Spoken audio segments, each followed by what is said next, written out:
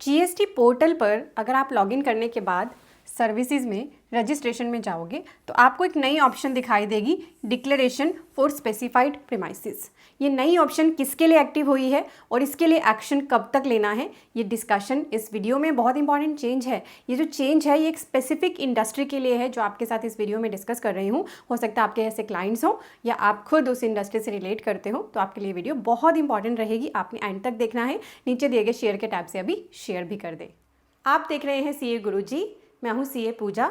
Screen पर आपको हमारे कोर्सेज दिखाई दे रहे हैं, ये सभी अवेलेबल हैं CAGurujiClasses.com पर। इनका लिंक आपको डिस्क्रिप्शन और फर्स्ट कमेंट में दिया गया है। आप सभी को पता है हमारी होटल इंडस्ट्री है। होटल इंडस्ट्री के जीएसटी रेट 2 हैं, 5% विदाउट आईटीसी, जिसमें उनको आईटीसी नहीं मिलता है, एंड अब हो चुका है 18% विद आईटीसी, क्योंकि 12% का रेट तो जीएसटी का अबॉलिश ही हो चुका है।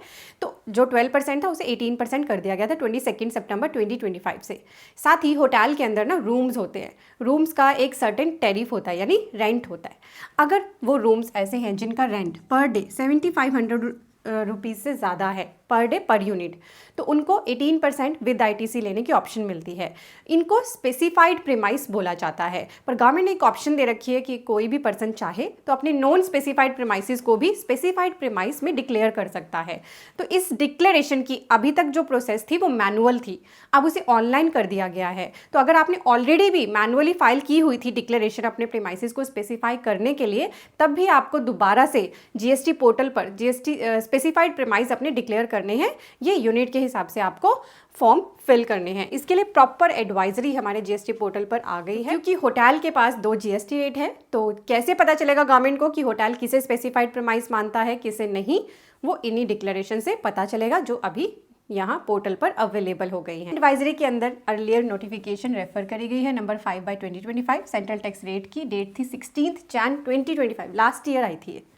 Now made available electronically on the GST portal. तो जो डिक्लेरेशंस इस नोटिफिकेशंस में आई थी वो अब आपको इलेक्ट्रॉनिकली जीएसटी पोर्टल पर मिल रही हैं। वो है नंबर 7 एंड 8। नंबर 7 उनके लिए है जो एग्जिस्टिंग पर्सन है, रजिस्टर्ड है जीएसटी में, और एग्जिस्टिंग है जो डिक्लेयर करेंगे स्पेसिफाइड प्रीमाइस। और अगर कोई न्यू रजिस्ट्रेशन लेगा तो न्यू रजिस्ट्रेशन का ARN जनरेट करते ही विद इन 15 डेज उन्हें ये अनेक्जर फाइल करके अपने स्पेसिफाइड प्रीमाइस डिक्लेयर करने हैं। और अगर जीएसटी नंबर आने के बाद करेंगे वो, तो फिर उनको फिर अनेक्जर 7 ही भरना होगा। और अनेक्जर 9 अभी नहीं आया, पोर्टल पे आ जाएगा। ऑप्ट आउट डिक्लेरेशन ये जल्दी ही सेपरेटली आ जाएगी पोर्टल पर। इसके लिए जो डेडलाइन दी है वो है आपके लिए, ये अवेलेबल हो गए हैं 1 जनवरी 2026 से 31 मार्च 2026 तक आप भर सकते हो, नेक्स्ट फाइनेंशियल ईयर 26-27 के लिए भी। और एक बार आप भर देते तो हर साल नहीं भरना होता, ठीक है। यहाँ लिखा भी है हु में opt and file the declaration, regular taxpayers, चाहे एक्टिव हैं या सस्पेंडेड हैं,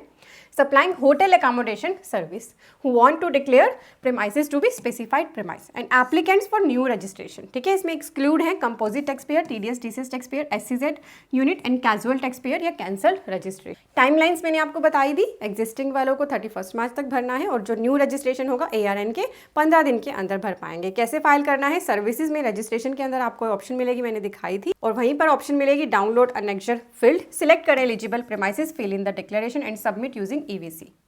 आपको जैसे आप सबमिट कर देंगे एक ARN मिलेगा, उसकी PDF अपने पास आप सेव करके रखना।